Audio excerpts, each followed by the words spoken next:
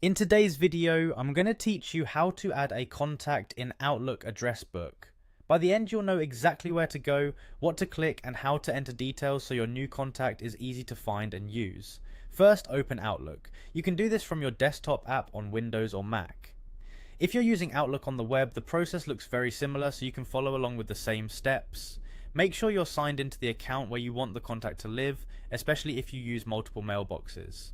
Next, switch to the People view, look to the left-hand menu and click People.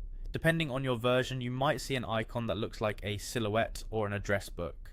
If your navigation bar is collapsed, hover to expand it, or click the three-line menu so you can find People more easily. This view is your address book, where all your saved contacts are organized.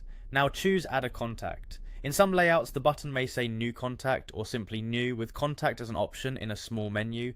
Either way, you're opening a blank contact form.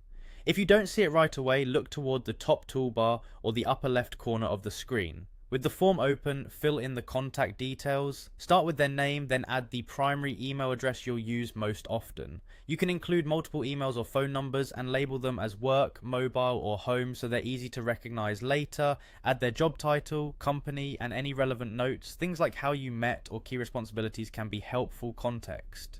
If you want, attach a photo to make the contact pop in your list. You can also set a birthday or anniversary, which helps with reminders. Pay attention to the File As or Display As fields if they're available.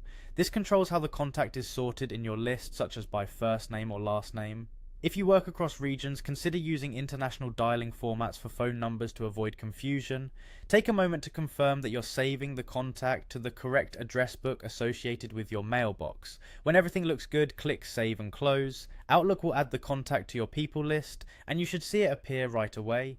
A quick way to confirm it worked is to start a new email and begin typing the person's name.